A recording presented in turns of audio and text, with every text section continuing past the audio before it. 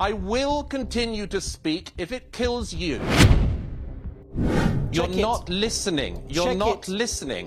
You're not listening. To the audience. Let me. I'm not going to engage. I'm not going to engage in a fun fight with this Islamist. Let me answer the question that Piers put to me before you try to interrupt again. I'm not going to keep being talked over by this Islamist blowhard. Let me speak. We've been treated to this nonsense. We've been. Where do you think they get the figures from? Where do you think they get the figures from? It is nonsense. Do you know anything about World War II? Do you know anything about World War II? In Dresden alone. Douglas Murray, known for his sharp and unflinching commentary, recently appeared on Piers Morgan Uncensored, and he didn't hold back. Murray took aim at a controversial NHS doctor who downplayed the October 7th massacre and defended Hamas as a resistance group. In a fiery exchange, he questioned why the UK tolerates extremists in its institutions and challenged the credibility of the narratives being pushed. This is a candid and compelling discussion you won't want to miss. Dr. Abdul Wahid is the leader of a controversial Islamist movement which glorified the Hamas attacks and chanted for jihad on the streets of London. Astonishingly, he's also an long-serving actually, NHS GP. And last night, he came on my show, accepted an invitation to be interviewed after he was in the newspapers for his thoughts about what happened October the 7th. And while that interview caused last night a bit of a stir, do you think Hamas are a terror group? I believe it's a resistance organisation. Okay. Do you think what they did on October the 7th was a terror attack? I believe that if civilians got killed on that day, it is appalling. It is appalling. You're a doctor, man. It is appalling. You're a doctor in the NHS. What do you mean if? 1,200 people got massacred. Well, very clearly, Dr. Wahid cast doubt on whether the atrocities on October 7th even took place. Also clearly, he questioned whether any civilians had been massacred. He believes the Hamas attacks were an act of resistance and the people who did it are not terrorists, but they're fighting a resistance. I don't think they were. 1,200 innocent people were killed that day. Women, babies and the elderly were kidnapped. Some people were beheaded. It was a medieval orgy of indiscriminate violence. And we know that in no small part because Hamas filmed their attacks and gleefully celebrated them in videos they posted to the world. And Hamas has since publicly warned that it will not hesitate to repeat the attacks again. Dr. Abdul Wahid, an NHS GP, sparked outrage during his interview with Piers Morgan when he refused to label the Hamas attacks on October 7th as terrorism. Instead, he called it resistance and downplayed the massacre of 1,200 innocent people as merely unfortunate. Piers Morgan pressed him, but Dr. Wahid hesitated to condemn the brutal violence, raising serious concerns about his judgment.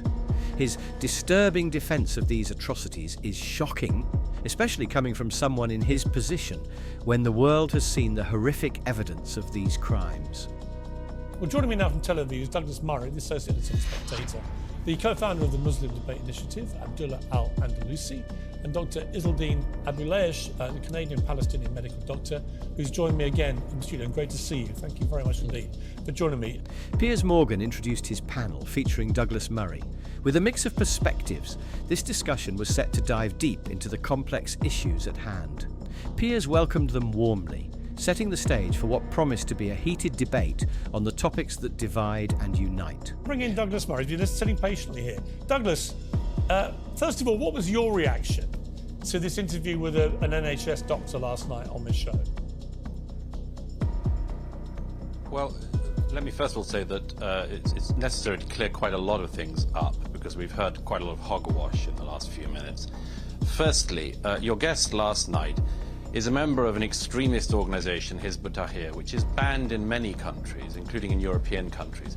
And it's also banned in many Muslim countries. It's banned in Pakistan, it's banned in Egypt, and that's because these Muslim governments recognise that it is an extremist group that has a revolutionary ideology that wants to replace government in Muslim countries as well as in... do you know Germany? One European country is banned in, Douglas Murray. I'm not going to let you lie to the audience like you usually do. You're going to justify everything you say on this show, Douglas Murray. Right, so please, give me one country Germany. It's not banned in Germany. I just said it's not banned in Germany.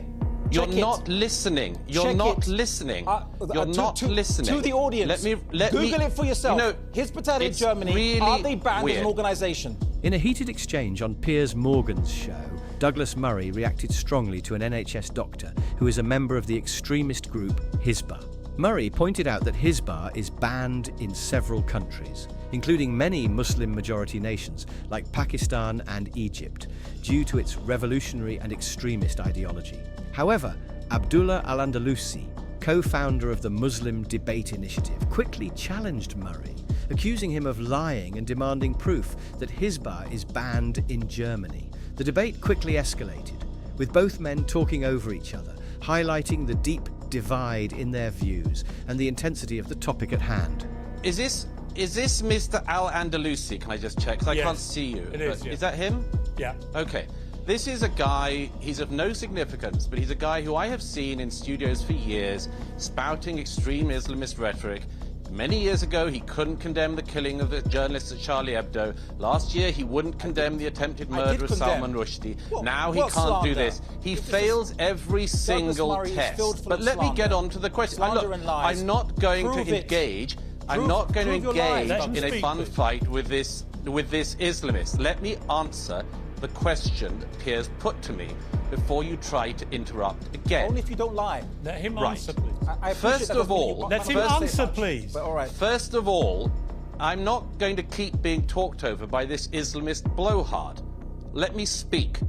First of all, your first guest treated us to the first bit of mouthwash this evening by claiming that the word jihad can mean absolutely anything. Nonsense.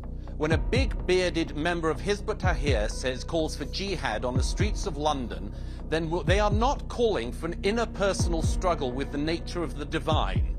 They are calling for violence.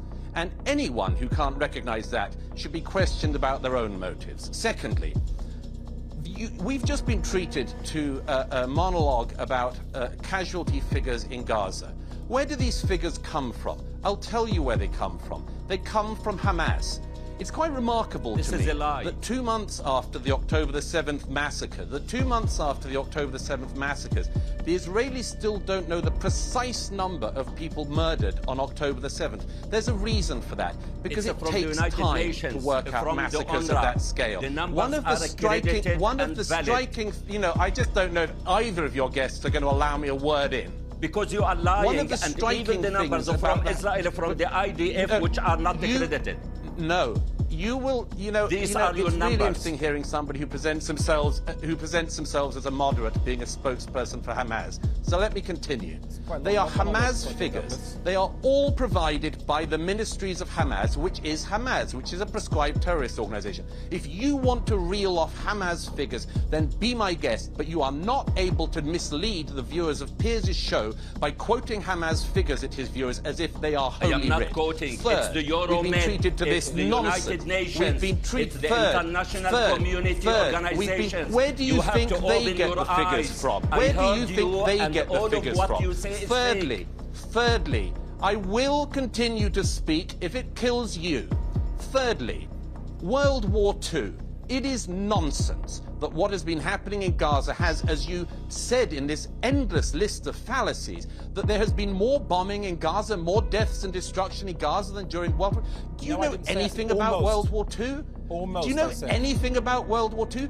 In Dresden alone, Germany. Do you know anything about World War II? In Dresden alone, take one German city. Take one German city. The destruction was on a scale totally dissimilar to what's been happening in Gaza. I'm taking London. Very interested. I'm very interested, and I will, once again, I will finish this point, even if both of these blowhards. Douglas Murray didn't hold back on his pro-Palestine opponents with a blunt confrontation of the facts. He dismissed Abdullah Al-Andalusi as an extremist, pointing out his history of refusing to condemn attacks like the Charlie Hebdo killings and the attempted murder of Salman Rushdie. Murray called out the so-called facts being presented about Gaza, arguing that the casualty figures cited are Hamas propaganda, not credible data. Despite constant interruptions, Murray pushed back hard, refusing to be silenced. He challenged the comparisons between Gaza and World War II, emphasizing the absurdity of the claims being made. His bold stance left the pro-Palestine guests scrambling as Murray delivered a shocking dose of reality about terrorism and the narratives being pushed.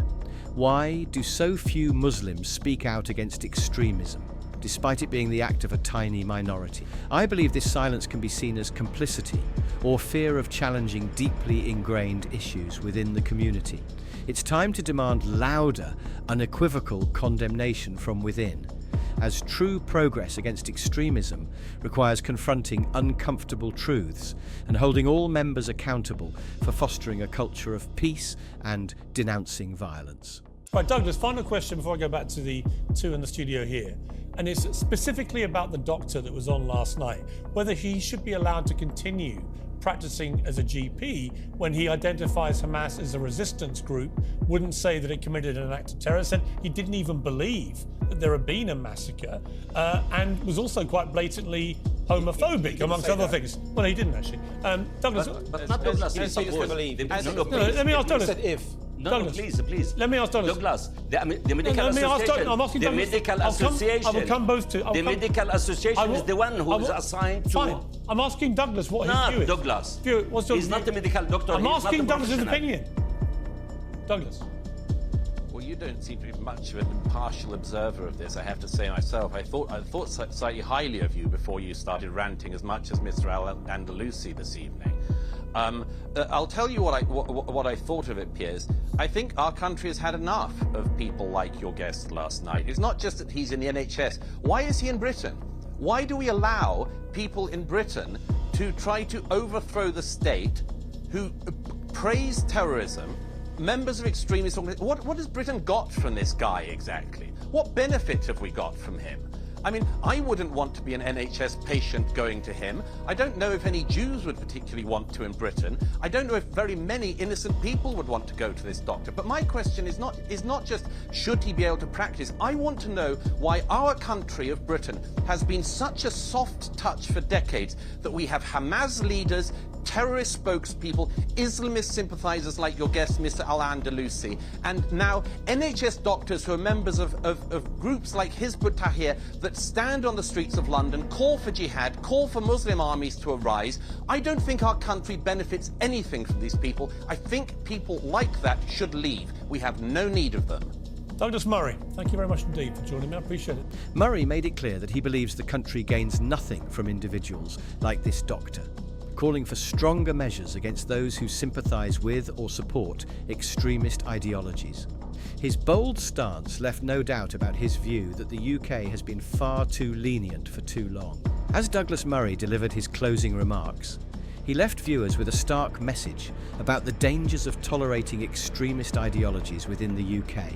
If you found this video thought-provoking, don't forget to hit the like button and subscribe for more compelling content. Let us know in the comments. Do you think individuals with extremist views should be allowed to practice in the NHS? Share your thoughts below. Thank you for watching.